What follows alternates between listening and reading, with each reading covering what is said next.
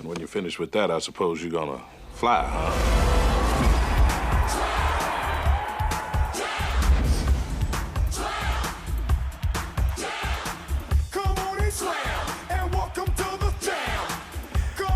Hey guys, welcome back to the Rugby Bricks podcast. My name is Peter Breen, founder and host of this brand new Rugby Bricks podcast. Today's guest is Tony Brown. Now I've got a pretty special relationship with Tony. Tony was my coach for Otago. He spent a lot of time with me developing my skills around playing first five, kicking game, catch pass game, and also learning a little bit about coaching and tactics and how to really drive a game plan with a team. So he's had a massive impact on how I'm coaching now with what I'm doing and what I'm presenting, how I present, how I talk, and how I communicate with players. A lot of the stuff that I'm doing I've picked up from Brownie, so I was really looking forward to having this conversation with him because I'm just on such a parallel with him with the way that he thinks about rugby and how the game should be played. Tony played for Otago, the Highlanders, played some rugby for the Sharks and the Stormers, also played some pro rugby in Japan, and then of course played for the All Blacks as well, which in itself is a huge achievement, and anyone that gets to play for the All Blacks is clearly a quality rugby player, a great goal kicker, great general play kicker, and passer of the rugby ball was probably traits that Tony had as a player. Now that he's got into his coaching game, we saw the impact that he had with coaching Japan alongside Jamie Joseph, who he worked with the Highlanders. They've gone over now and worked with Japan, and watching the Rugby World Cup with how those boys were playing was pretty incredible. The speed they were playing with, some of the game plans that they had coming up against, big oppositions that had big defences and bigger bodies. Japan had to play smarter and come up with a style and way of playing that was going to be successful and win games of rugby. More recently, Tony Brown's name was chucked around with the All Black job. Now he was probably seen as being the assistant coach to sort of one of the big three in Foster, Scott Robertson or Jamie Joseph, whoever was going to get the role. Tony had the option of being his right-hand man and looking after the attack and joining the All Blacks. Tony decided to stick with Jamie and basically said to all media outlets, whatever Jamie decides to do, whichever role he decides to jump at, he's going to stick with Jamie and coach with him. So we touch on that during the podcast and just the reasons why he does that. Personally, again, I just want to go back to the help that Tony gave me. We start off the podcast with chatting about his time with Otago, with how he helped all the players and the skill development. But I guess the one message that I got from Brownie as a player is he was kind of the first guy that really put some belief in me. He told me that I was sort of good enough to go to the next level and play, which then all of a sudden I kind of realised in my own mindset that, hey, I'm good enough to play. Brownie's got my back, and I think that's why he creates such a good rapport with players, and players love playing for Brownie just because of the belief that he gives them, and he speaks a little bit about that during the podcast. He's also big on goal kicking and general play kicking, so he's worked with guys like Hayden Parker. I was lucky enough to go through with Hayden. We were both the first fives playing for Otago, so learnt a lot from him under the coaching of Brownie. So also the impact on Lima Sopowanga's goal kicking for the Highlanders. We saw a massive boost in his kicking stats and how accurate of goal kicker he became. And now over in Japan, the influence that he's having on guys like Yu Tamura and other kickers over there, just getting the goal kicking technique, keeping it really simple. And I love how he breaks down keeping goal kick, drop kick and punt kick all the same, and the drills that he explains during the podcast that he gets players to use. So one other highlight that we talked about was that whole Japan thing, how he coaches Japan, how they came up with a plan to play those big teams like your South Africa, your Englands, and also the All Blacks when you're coming up against those big bodies. How do you even go about beating them? And also just the coaches that influence Tony's coaching. Why does he coach the way that he does? How he talks, how he communicates with players, and he mentioned names like Wayne Smith, Robbie Dean, Steve Hansen, all people that he's worked with his coaching career. I know you guys are going to absolutely love this podcast. For me, it was such a great experience to chat with him because of obviously wanting to get this knowledge and grow my own coaching game. So I'm sure it's going to help you guys whether you're a player or a coach. Enjoy this podcast with none other than Tony Brown. Well, Brownie, welcome to the podcast, mate. Thanks for taking the time to chat. Pleasure, mate. Always a pleasure. Thank you, mate. I guess where I want to start is my first encounter with you. So I was playing for Otago. Otago was going through a hard patch where low on money and under the pump a bit, and you got the opportunity to come back and coach. And I guess Otago obviously holds a place in your heart.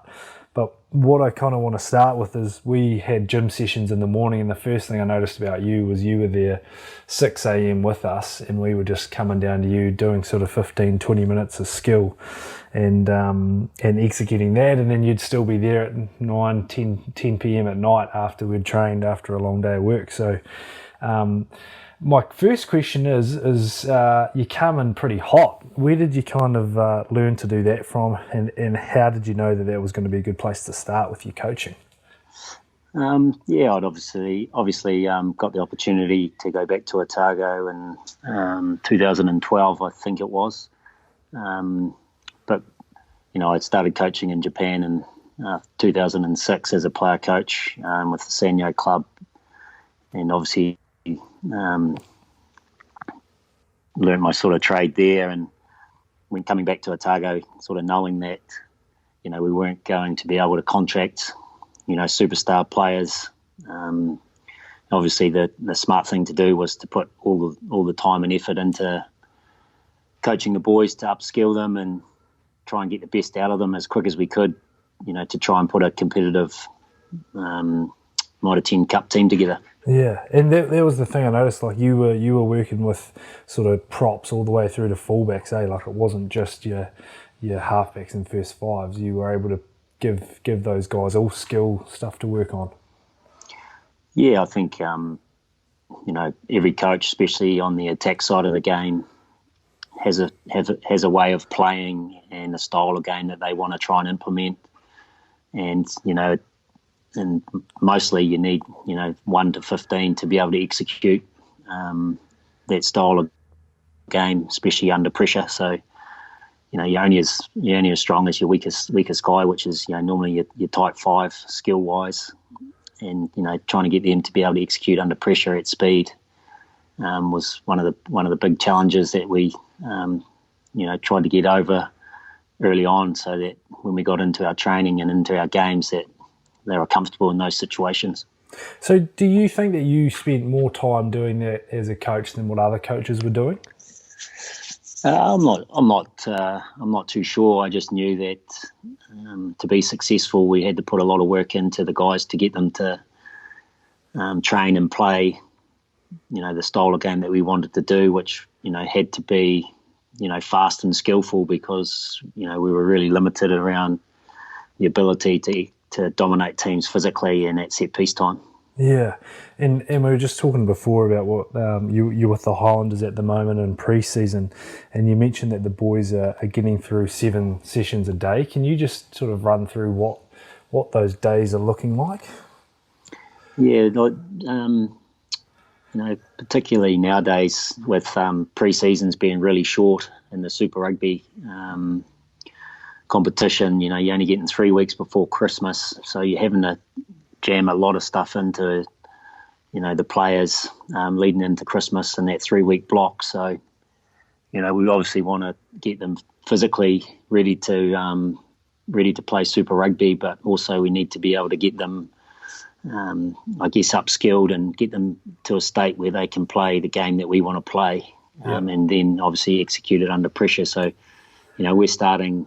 The boys are coming in, pretty early to get strapped, and you're having to get strapped between 6 and 8, and you start at 8 with a little performance prep, which just allows them to get their bodies ready, wake them up, get them ready to get into the day, really, which is a pretty big day. So that'll be the first session for the lads, and then then they'll have a gym and fitness rotation where they've got a couple of blocks there, an hour each, so that's 2 hours of work. So they'll pump out a few weights for the first hour, and then they'll get pretty reamed fitness-wise by a trainer, Simon Jones. So they're doing that before Smoko, so, and then we get them on the field just after that and get into a bit of clarity probably around our game, making sure everyone understands what's required for that day,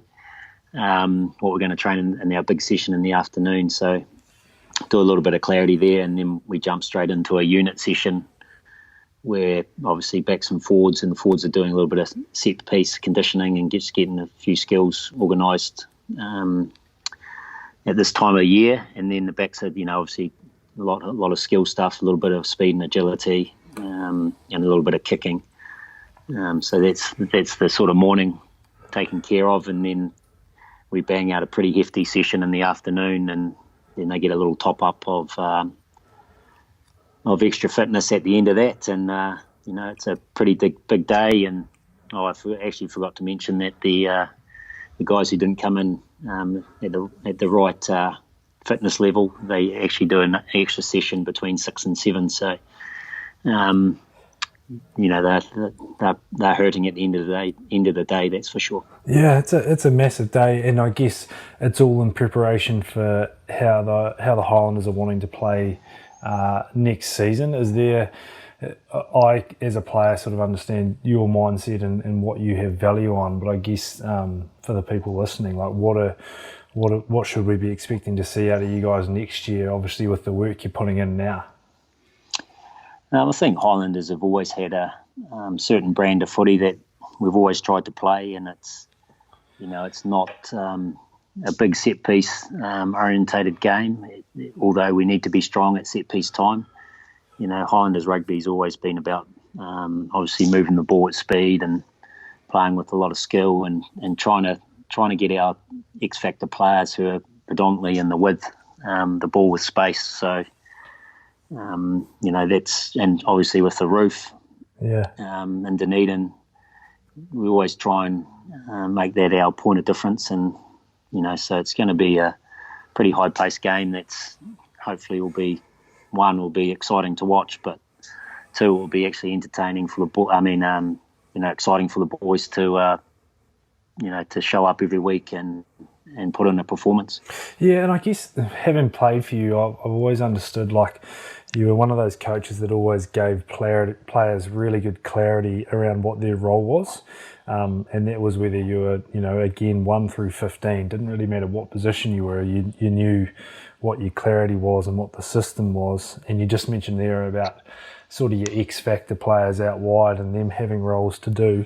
I'm interested to know, like, what's your kind of coaching system or way of thinking or getting that across to players, like what their actual role is within the team structure? Yeah, I think I've always had a philosophy, I guess, which, has sort of become my identity as a coach now. And it's that it has to be really simple to learn and easy to understand for the player. But the way I like to coach is that it's got to be really challenging to be able to execute that. So, simple to learn, easy to understand, and challenging to execute has always been my philosophy since day one. What do you mean by that challenge? I think the excitement for the player is to be challenged on his skill set or, his ability to play the game that he's always wanted to play, and just keep pushing the barriers around his ability, whether it's to be faster or to move the ball through his hands quicker, or to execute a round the back pass, or different kicking skills that the game's sort of starting to really break barriers on now. I think that's the challenge for the player, and that's what I like to try and create within my coaching. Yeah, and I guess like even when I think about my own passing game, like we literally spent sort of 2 to 3 years just working on that fast transfer spiral pass, and I guess you were sort of trying to get the message through to me about how much it mattered and how much to push it, and then it sort of made me care about it as just as much. And interesting to hear Aaron Smith's thoughts around as well about how you coach him and just the green light, pull the trigger. Yeah, that's right. And it's very well just saying pull the trigger, and but you've actually got to put a lot of time and effort into coaching the player to a level that you can then start creating confidence in his ability to pull the trigger, and then obviously pushing that player to to different levels around, like the challenge I just talked about. Yeah. To take his game, to, I don't know, who knows where you can take it, and it's just up to the individual really, and the time and effort and how much he's willing to work. Yeah, and that's what, again, going back, like you're telling me as a player to speed my passes up and my fast hands, but you also were spending 5 mornings a week with me trying to develop it and set me up for success. So I guess that's a great message. When you first got not the first crack coaching, but with Otago, when you look back now, was there a couple of things that you'd maybe change, or just even when you started coaching to where you are now? I think I think my biggest weakness as a coach is I've got a lot of trust in the players. Yeah. And potentially that's my biggest strength as well. Right. It doesn't really bother me who I get in the team. I've always backed my ability to coach the player and get the best out of the player. Yeah. But I think the weakness is that potentially you're missing out on setting up a more powerful, a better rugby team. If you, I suppose, down the recruiting side and sort of talent IDing and being able to spot, that special player from elsewhere, and I've always had the mindset that just give me the players and I'll coach them to be the best team possible. And I think if I was to change my philosophy around that, I think I'd potentially go down that the other route, where try and put a real quality team together, be really good in the talent ID space, and and then back your ability to make them the best rugby players in the world. Yeah, and we'll touch on that a bit with Japan, because you've obviously had a group of players there and spent some time over there now where you have literally built a team up, which I want to go into. You went from you've done sort of both head coach and assistant coach. For you, what are the differences between the two? I think like the big thing why I love being in the assistant coach's role is you're more engrossed in the game, and you actually have a massive influence on how you play the game and how you develop your game. And whereas on the head coach side, you're actually just managing, the people, managing the staff to be able to get aligned every day and every campaign, and making sure that the boat's going in the same direction. And then you're sort of working with the leaders so that the players are, well led on the field, and the leaders are taking control and driving the same messages as the coaching team. So the head coaching role is a massive role, and it's very hard to be a good rugby coach and a good head coach at the same time. Yeah. Which is something I tried to do a couple of years ago, 3 years ago, I think, with the Highlanders, where I was the attack coach and the head coach, and always something suffers. So either you're going really good in the way you're playing the game, but your leadership's suffering, or your management staff are not quite aligned, or you get into that space and you make sure everyone's on the same page around your purpose for the day or the week or the campaign. And then if you're coaching the game, then your game suffers. So it's a tough old gig to try and do both. And if I had to choose, and I'd pretty much have chosen where I want to go, and I want to be engrossed in the game and making sure that I'm trying to develop the game and push barriers, and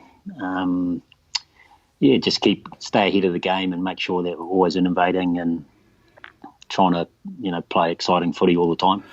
I suppose that's great experience when you did have the Highlanders head coach role, like you mentioned there about managing the other coaches and the staff. So is that kind of how you felt in that role, that you weren't able, you sort of lost control of that hands-on coaching and actually game focus, rather than not the admin side, but sort of more the organisation side? Yeah, I wouldn't say I can't do it. I just probably enjoyed the coaching better.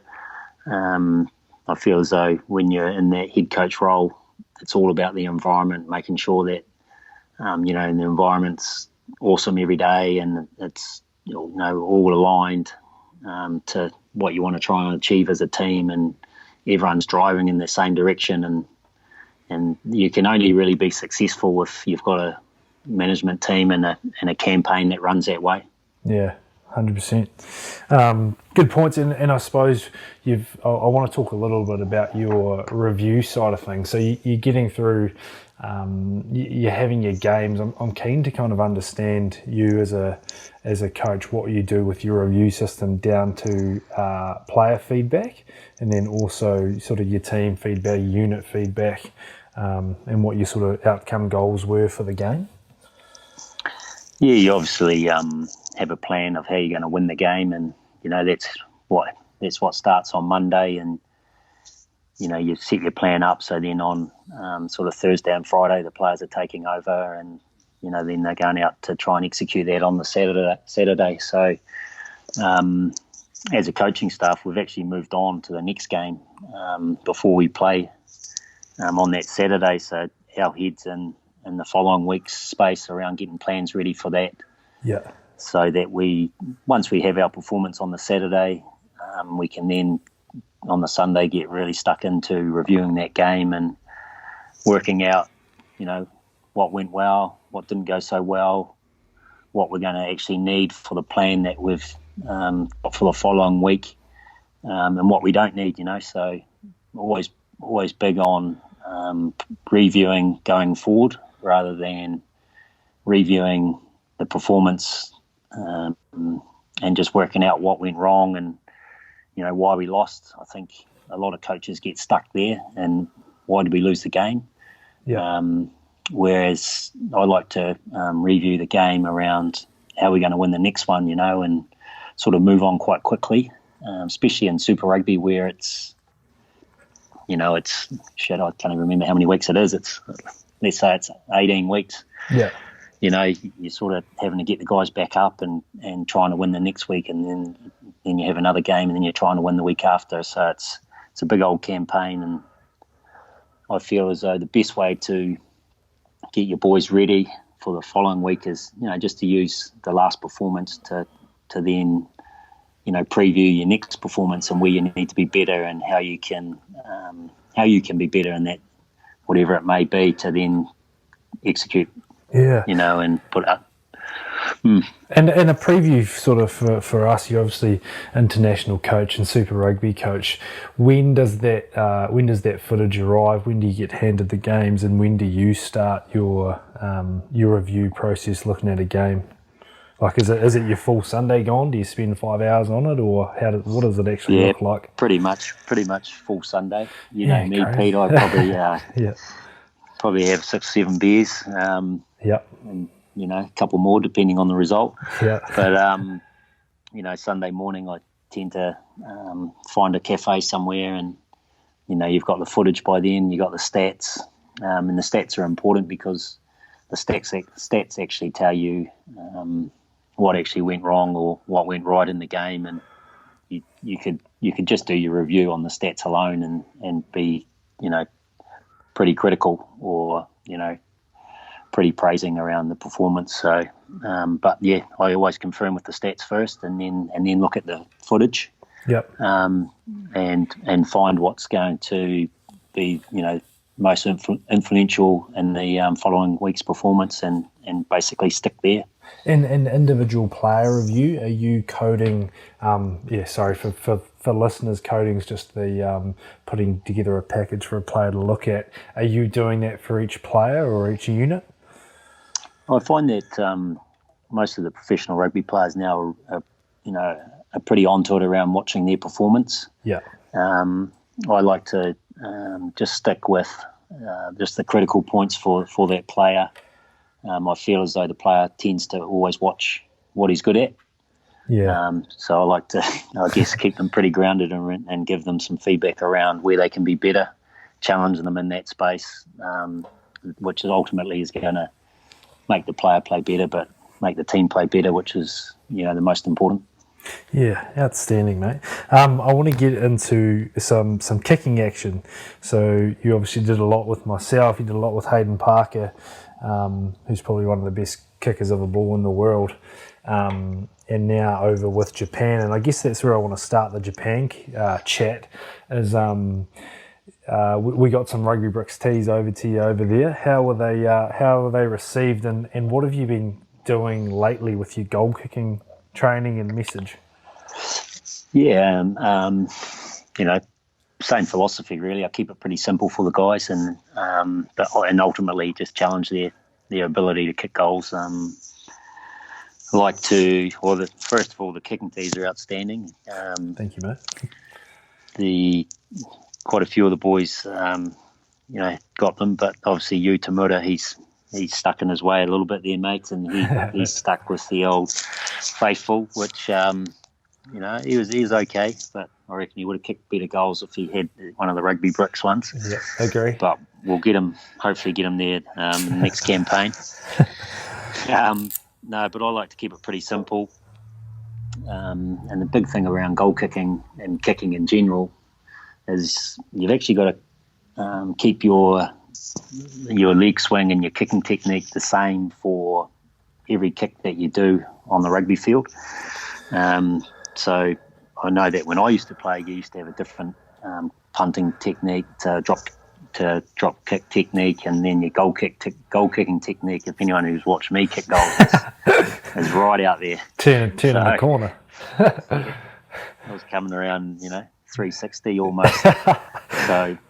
But what I tend to do nowadays is keep it really simple for the player, where a simple drill like you punt the ball, drop punt a ball, then you drop kick a ball, and then you goal kick a ball, and then you put them side by side, and they should all look the same. Yeah, love it.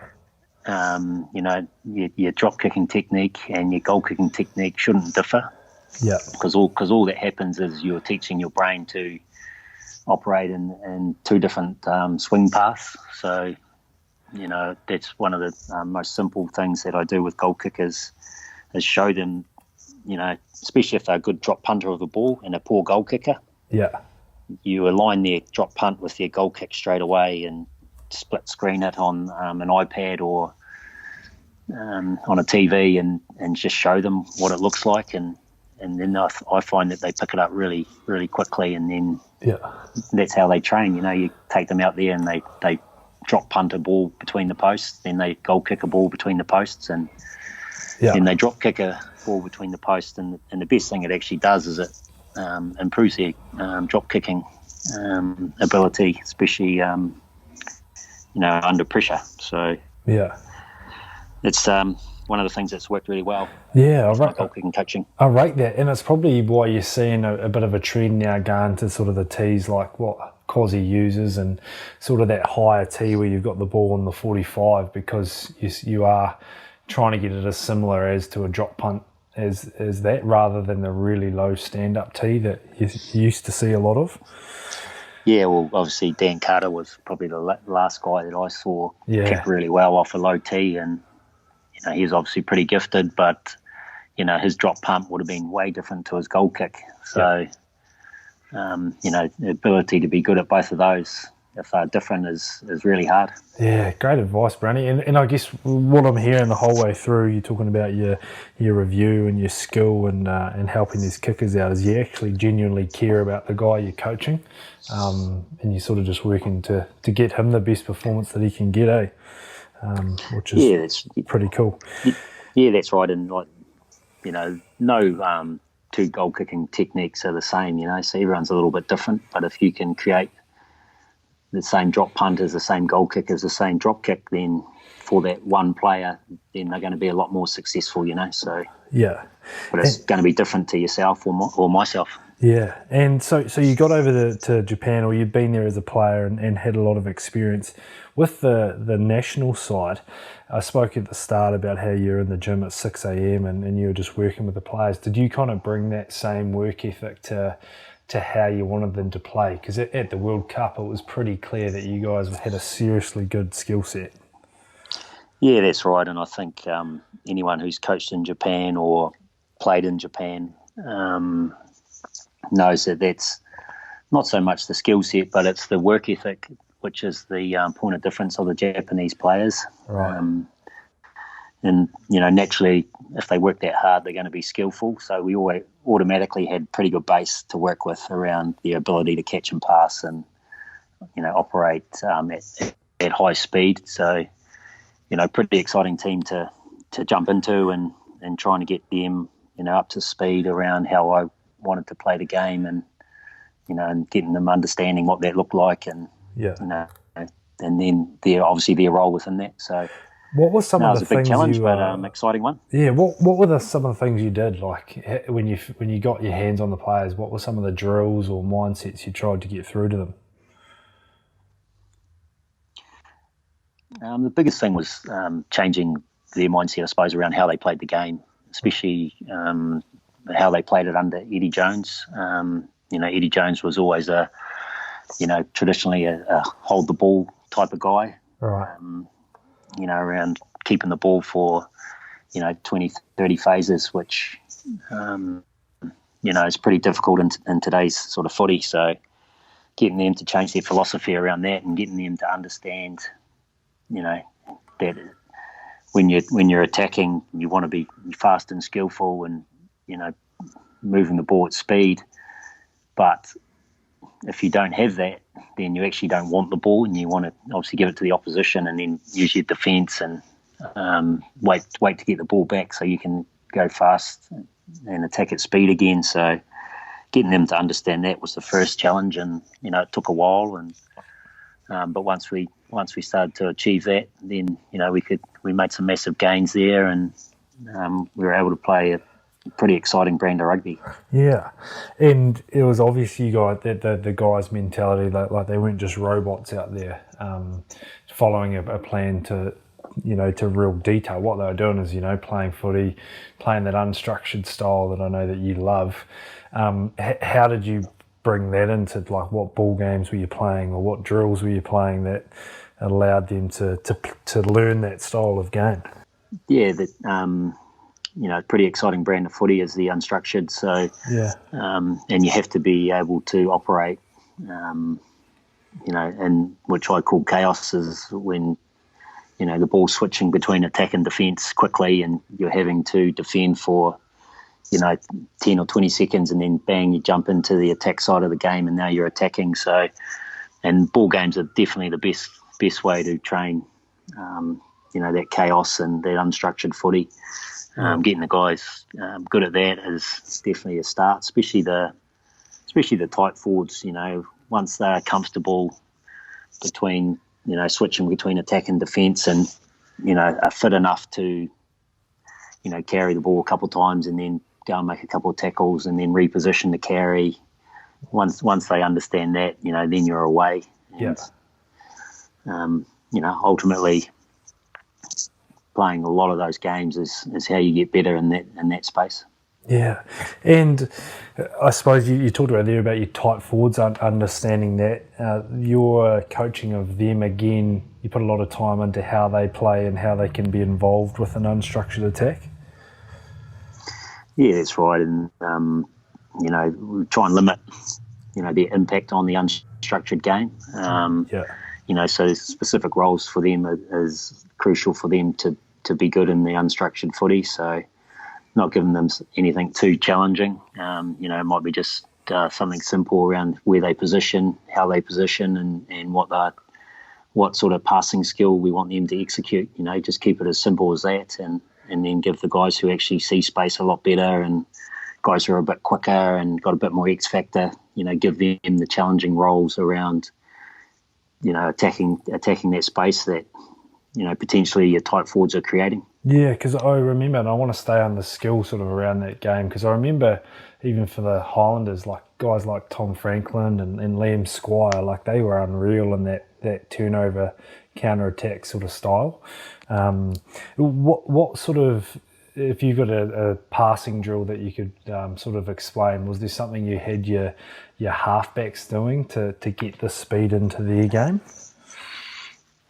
It probably helps, especially with the Highlanders having Aaron Smith. So, he's probably the best, probably one of the best, if not the best, at moving the ball at speed. And those things really matter. And no matter who you've got at halfback, you've got to be able to drill that guy to be able to move the ball at real speed and be able to reach all the breakdowns and have a massive work rate and a massive influence on the game, really. So that's always your first challenge as a coach, is finding a halfback who can do that, and two, training him to be better than anyone else in the world. So yeah, that always helps the unstructured game for sure. And Fumiaki Tanaka was the speed he got Otago playing with in the Highlanders and in Japan as well was pretty amazing also. That's right. And sorry, you go. No, just I guess one of the strongest positions Japanese rugby has is the halfback position. Where they just move the ball at such speed, and now Fumi's getting pretty old. There's a couple other guys who have taken over his ability to move the ball fast. So, but he's still doing an okay job. And so Japan coaching, I've heard a few things like around sort of translators and culture. How have you managed yourself and Jamie? How have you managed the team to create a culture that one works extremely well and your success at the World Cup? Yeah, I think the first thing about the Japan team, which not a lot of people probably know, is that it's still an amateur rugby team, and the players don't get any financial gain out of playing for Japan. Oh, wow. They just get a daily allowance, which is about $100 a day. Wow. They're obviously still professional rugby players because they get paid reasonably well by their company teams. Yeah. But actually sacrificing for Japan, there's no financial kickback. So that was the first thing, and that was something that we had to, I guess we probably used that a little bit, because if you're going to play for Japan, that meant that you had to sacrifice a lot, and you weren't getting big money contracts like a lot of the other, especially all the tier 1 nations. Wow. So you're sacrificing for the team for a starter. So we built a culture around just one team, which was just everybody buying into that culture and working really hard and sacrificing for the greater cause, which was to ultimate goal of trying to make the quarterfinals at the World Cup. And that was probably the biggest thing our team environment was built around. Yeah. And I suppose when you get guys playing for their country, literally for their country and no other reason, you get the performances that you guys had. What was it like being the home and the host? The support must have been unbelievable. Yeah, it was, and there's a couple of examples. I think it was after the Samoan game. We were in a place called Nagoya, which, so we'd just beaten Samoa the night before, and I went to try to get a Starbucks at 7 o'clock in the morning, and I walked out of the hotel, and there was 1,000 people there, wow, just crowded around our bus, and they were waiting for the players to jump on the bus because we were heading back to Tokyo that day. But what the crowd didn't know, the Japanese people, they didn't know that the team wasn't leaving till 2 o'clock. So this was 7 a.m. and those supporters and fans, they stayed there until 2 p.m. when we jumped on the bus and just to wave the team off. And that was, I don't know if that would happen anywhere else in the world, but the Japanese people just got right in behind the team, and it became their team. And yeah, I think in that Scotland game, there was 60 million people watched the game. Wow. So that's over 50% of the country. So it's pretty huge support. And if you've been to Japan and you understand Japanese people, that once they're in, and they'll support something to to to the day they die. So, it's pretty exciting for rugby in Japan now. You can see it coming through on the TV footage as well. It must be amazing for you being there from sort of that 2006 where you started to do a bit of coaching to now, just seeing the difference. Yeah, it is. And, I suppose sort of looking to re-sign with Japan instead of potentially getting an All Black job was, it's a big call for myself. But obviously spending a lot of time in Japan, I feel pretty loyal to the country and feel as though I can hopefully achieve a lot more for Japan rugby and be very proud doing so. So, for me, it's a really exciting challenge. Yeah. Jumping back in there with those guys. And that's probably where I'm wanting to go next, is talk about the whole All Blacks role and now Japan, with committing with Japan. So I guess for you committing with Japan, what's kind of the immediate stuff you're wanting to get into and get stuck into with the development over there? Are you with the national side, or are you also doing some of the club footy as well? No, I'm basically with the Highlanders until we get the Japan team together for test matches. Yeah. And with the test matches, especially not in a non-World Cup year, you don't get a lot of prep time. So most of it will be just getting them up to speed quickly and trying to get them back to where we had them at the World Cup, because they would have lost quite a bit of conditioning and ability to play our game at speed. So that's going to be the first challenge, getting them up to speed again. And, we're going to have limited time. But, I think that if we get, another good three years of developing our game and the way we play the game and trying to improve not only the current players that we have, but trying to get some, new talent in there. And then we get that World Cup year where we get a lot more time to build and prepare and get those guys committing and sacrificing, and that's ultimately, we're going to sort of build towards that World Cup in 2023. Exciting, and I guess a big key to that puzzle is your right-hand man, Jamie Joseph. And I heard you in an interview recently, you sort of talked about yourself, sort of game plan and tactics and kicking plan to set you up to win a test match. You also mentioned about Jamie Joseph's, creating mentality and bringing that physicality to win a test match. Is that why we've seen you make the decision to stick with Jamie and follow him where he was going to coach? Yeah, I think, we've got a great relationship around how we coach together. We understand each other really well. Jamie creates, awesome environment for us to be successful in, and, that's his job as the head coach. And, he creates real accountability around performance and making sure that, the whole management team, the leadership and all the coaching team, all going in the same direction and really aligned with how we want to play the game firstly, what we need to get better at, and what's going to set us up best to be successful. So, I love that about him, and, he's probably one of the only head coaches in the world that at international level that, has a coaching role within the team. He's his speciality is, getting in amongst the line out and creating, quality ball there. And shutting down the opposition line-out. Yeah. So he does a massive job for Japan in that space. He's just great to coach with. We've got a great relationship, and, I feel as though where we got to with Japan, that we can really push the barriers going forward.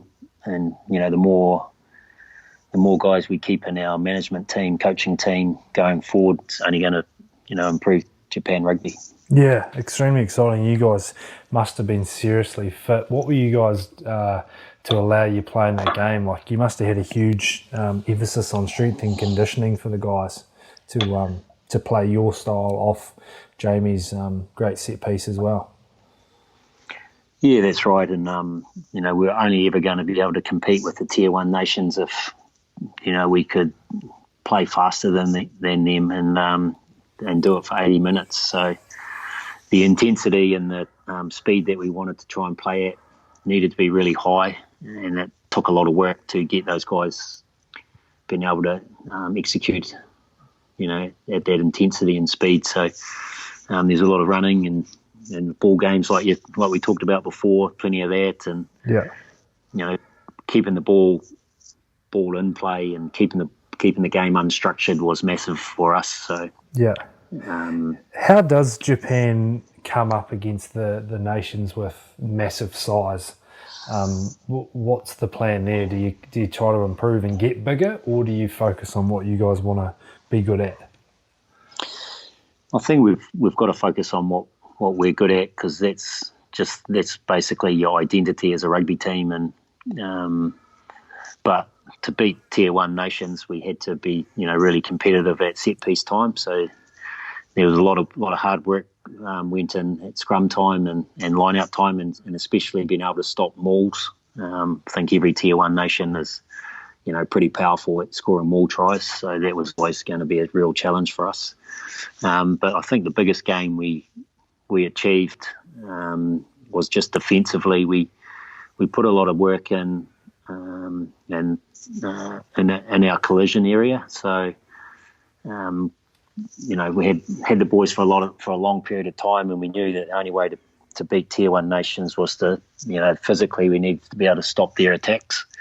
So we put a lot of work in the collision and tackles and being able to get back up off the ground and tackle again, and and create a defensive system that was going to be successful for Japan, which at the World Cup was a lot of line speed and just trying to catch the guys behind the advantage line before they could get momentum on us. So a guy Scott Hansen did a lot of work there and did an awesome job improving Japan's defence, and also Jamie Joseph created a real mentality around the collision, which also helped. So were you doing, I just want to touch on technically there with your line speed, because it's something that gets thrown out a lot, bring line speed. Were you guys doing anything in particular, like you hear of teams not looking at the ball and looking at the man and marking more?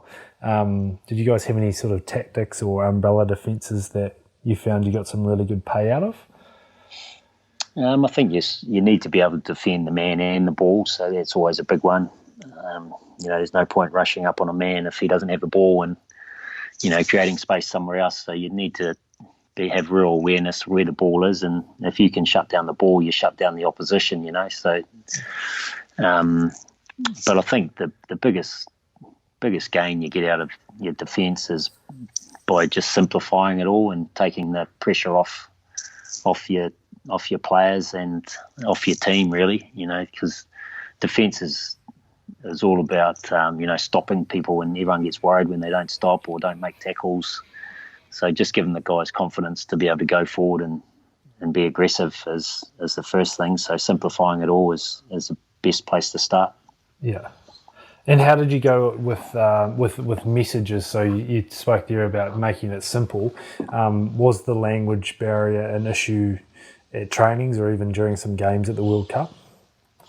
No, you've always got pretty good translators, and Japan's got an outstanding translator who's actually a death metal lead singer. So unreal. It's an out of it fact, but so I think he's going on world tour soon. As a death metal singer, well, I don't think I'll go to his concert, but he's a good man. So he's an outstanding sort of translator, and obviously gifted artist, so he's able to operate, pretty quickly and translate what you're trying to coach really effectively. So it must have to happen fast. Yeah, that's right. And and you've also got to keep everything simple the way you coach as well, so the translator can, translate the information really clearly so the player understands. Yeah.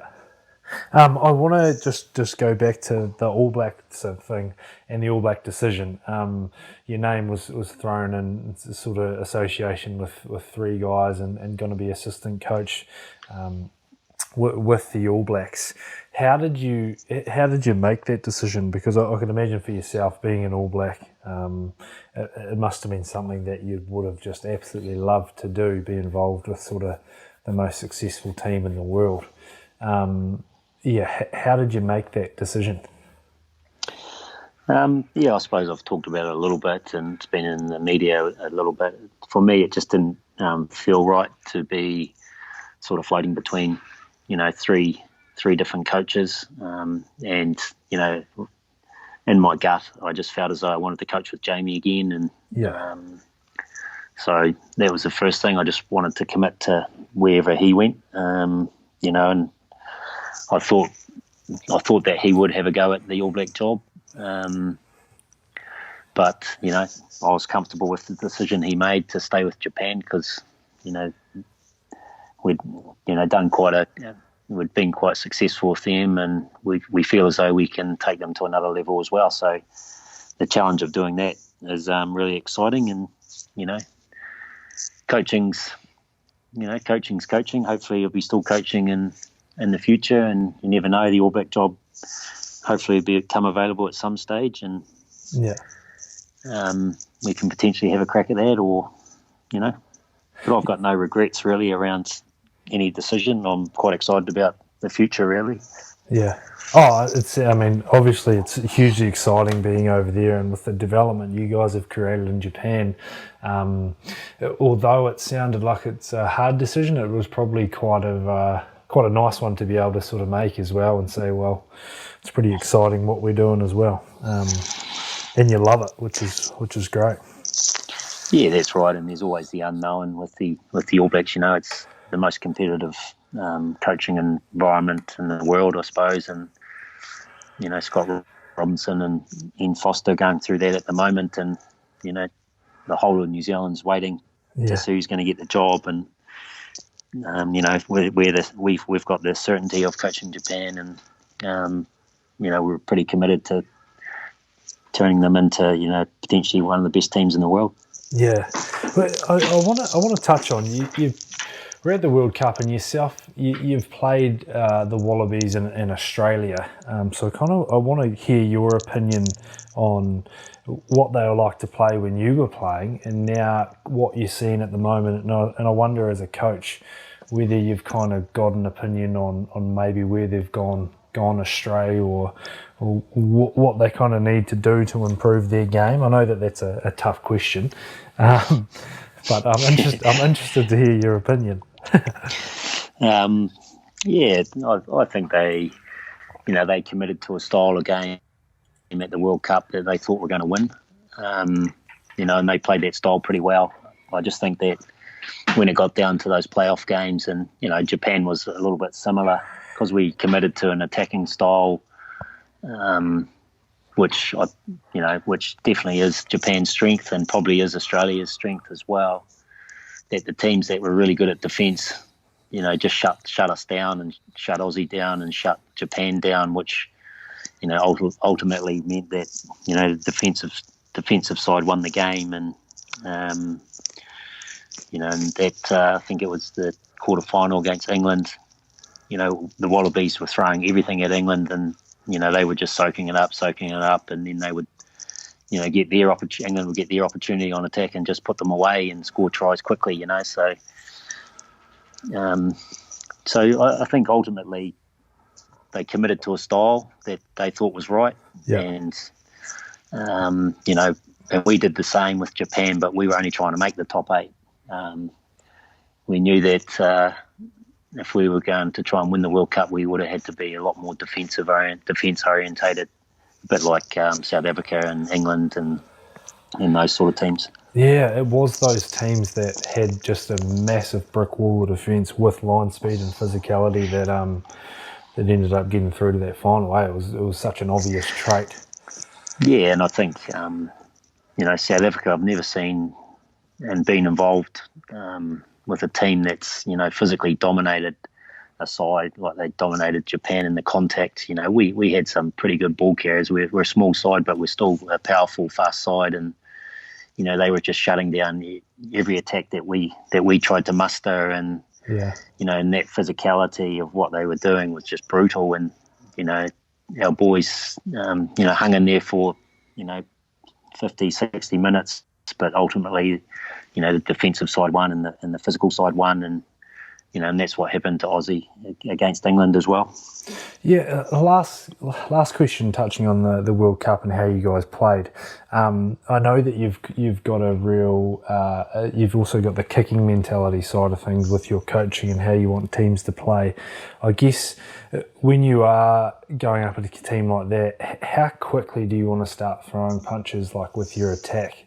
You often hear of coaches, earning the right to go wide and stuff like that. Or are you guys at the stage now where you just back your skill and have a crack?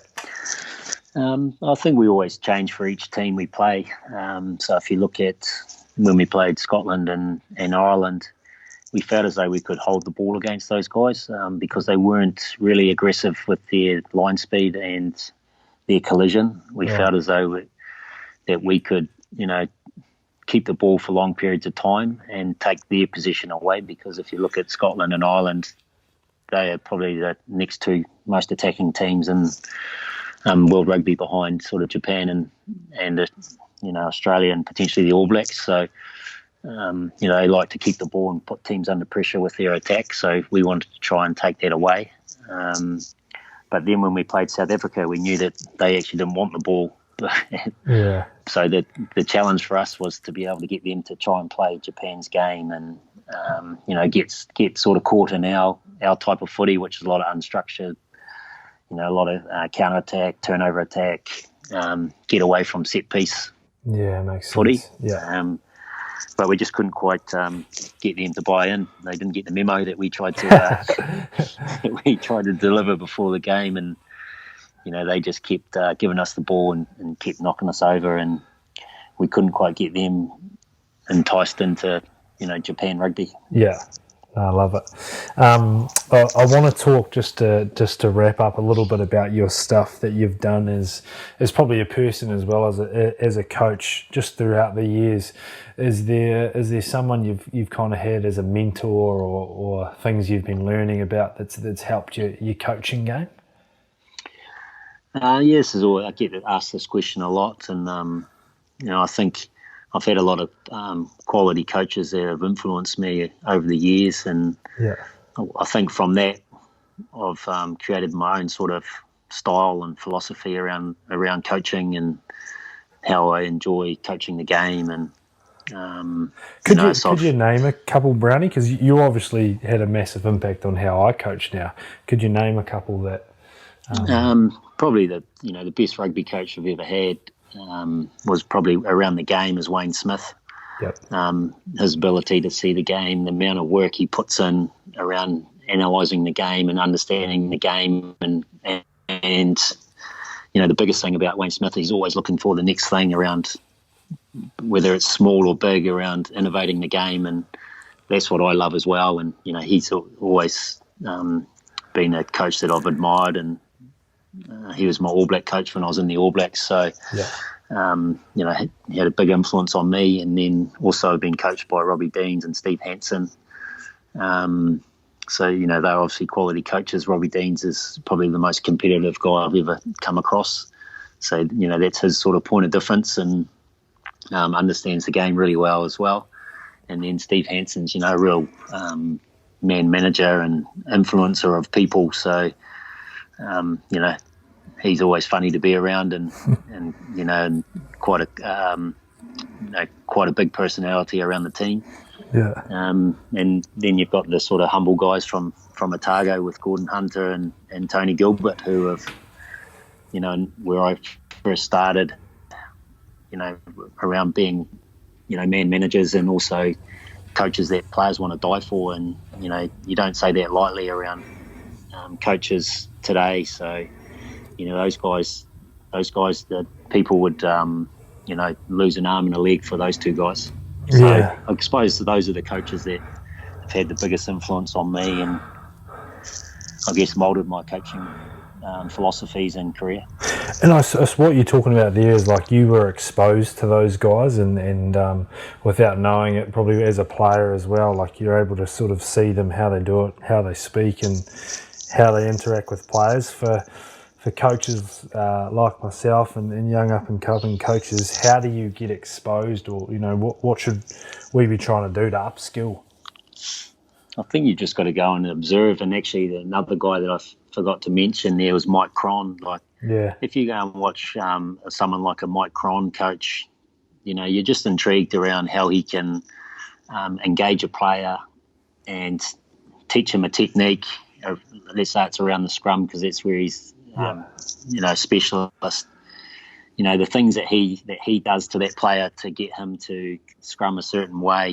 He's got various things from whistles to broomsticks to, like different techniques from sumo to gymnastics, and he just finds a way to coach a skill, and it's so intriguing to watch.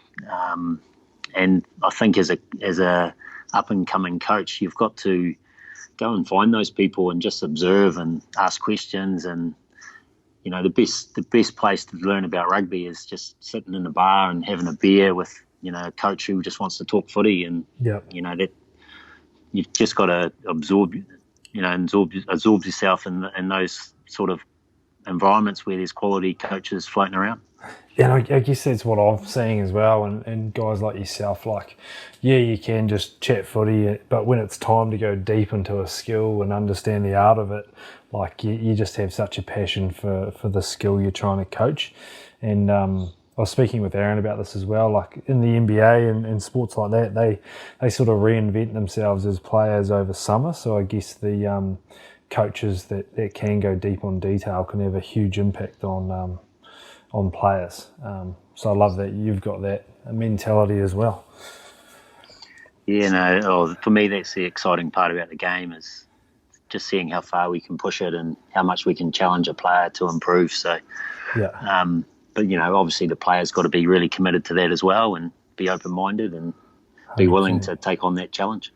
100%. And daily habits, mate. I know you enjoy a coffee, but you can't put as much energy into coaching as you do without having some time off day to day. Have you got anything you do that kind of keeps you sane and lets you have a breather? Yeah, big coffee drinker. I'm a pretty active guy, so I'm quite a competitive squash player. So for me, either jumping on the squash court or actually potentially jumping on the mountain bike and going up a hill is, where I get my release from the footy, and gives you a really good break away from the game, but also, especially on the mountain bike, a good chance to think over a couple of things. Yeah. On the squash court, your ass is hanging out a bit too much to think. So that's just a good blowout that afterwards, you can just sit down and relax and have a beer and feel as though you've achieved something. Love it, mate. And just finally, for young players out there, there's so much out there with strength and conditioning and getting a massive bench press and massive squat and fitness. I guess your message to players trying to break into schoolboys and rep sides around what they should be doing with their training? I think just the first thing is, you've got to be committed to whatever you're doing, and you've got to listen to the people that you trust. There's a lot of people that say they're professionals in various areas, trying to get you money or whatever it may be and give you an edge. But ultimately, if you're really professional around how you go about your business, whether it's your training or your fitness or your skill, if you're really professional around getting better in those areas, and then just listen to the people that you trust, you're going to go well. And finding that coach that has that real influence over you to be great always helps. And most of the coaches nowadays are pretty good. Yeah. Awesome, mate. That's just over an hour of chatting. I bloody really appreciate your time, and I guess I'll sort of wrap with just saying, you had a massive impact on me as a player and coaching now. So, thanks for your time, and I'm sure that's been bloody valuable for a lot of listeners. So, cheers, Brownie. Always a pleasure, Pete, and always I'll be excited to watch, the women's team go, mate, and see your influence over them. I know it'll be good. Thanks for listening to the podcast, guys. As I mentioned, Tony's been such a huge inspiration for me. He's always been so good with his time and really offered me a lot of advice on how to do things, game plan wise as a player. Now as a coach, he's been such a big support for me, which I'm hugely thankful for. It was great to hear his insight on how he keeps things so level-headed, how he really treats each player like a human, and I love what he said about backing himself with whatever group he gets given to coach. He just backs himself to coach that group to the best of their ability, and I guess that's what I'm trying to do as a coach, is when I find a player that I really am keen to work with, or anyone that's already in the squad, it's like, sweet, that's the person, these are the people that we need to grow and get better. Chuck all your time, chuck all your energy into these people, and generally you get rewarded for that time that you give. And I will always be hugely grateful for the energy, the belief, and the time that Brownie gave me. I do want to mention the sponsor of today's podcast. We've got a brand new tee in our kicking tee range called the RB Wolf Plus. Now, we already had the existing Wolf, the really low to the ground tee at 46 mils. We've added in the Wolf Plus, which now sits at 72 millimeters off the ground. This thing is a thing of beauty. I love how the new Wolf Plus tee looks. When it turned up in the post and I opened up the box, opened them up, saw the colors, I was so stoked and so happy with how the tee has come out. The height is really cool. So that's 72 millimeters. It's going to suit a lot of kickers that do enjoy that stand-up sort of style kicking. It does allow you to lie the ball down on that 45, but this tee really is going to suit those people that just enjoy a little bit of elevation but still like kicking lower to the ground. The tee sits really well in the grass. All different types of surfaces are really balanced, and the fun thing with this Wolf was playing around with a bit of 3D printing action.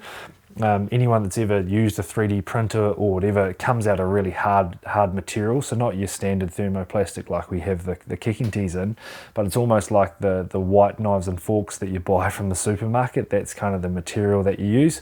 So having a play around and kick with those can be tough on the foot, but it gives you a good idea on how the tee's going to work. The two back walls on these Wolf kicking tees are really exciting for me. We put a lot of time and energy into that. During the trial and error phase, we sort of had the ball sitting really perfectly, but any adjustment would make, initially we had those walls too tight and the ball was not as stable as what I needed and wanted. So we just moved them out slightly, and we found this really nice happy medium with the two front teeth as well, where the ball was so balanced and sat there looking really good to the eye. When you're standing at the back of the mark as a kicker, you want to be able to look at your ball on your tee and think, yeah, that ball looks yum. I can smack that ball and get a nice ball strike with it. The two front teeth were really interesting as well.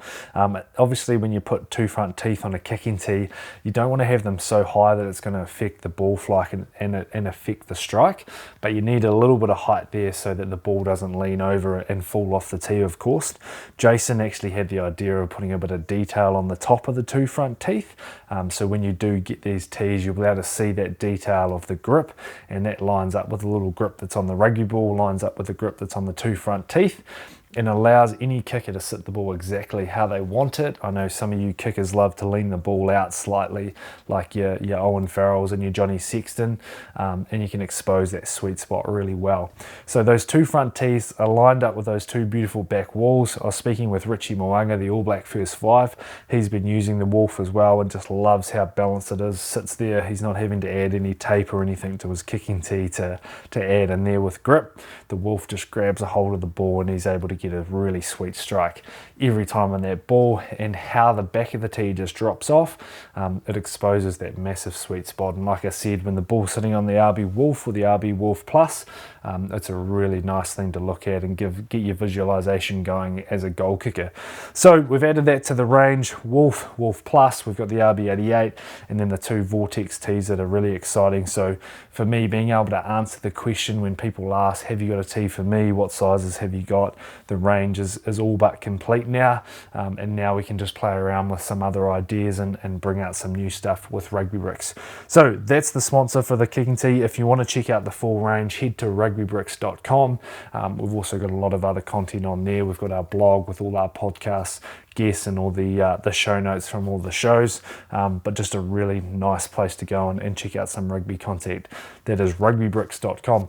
Thanks for listening to the podcast, guys. Like I said, Tony Brown, thanks so much for being on the show.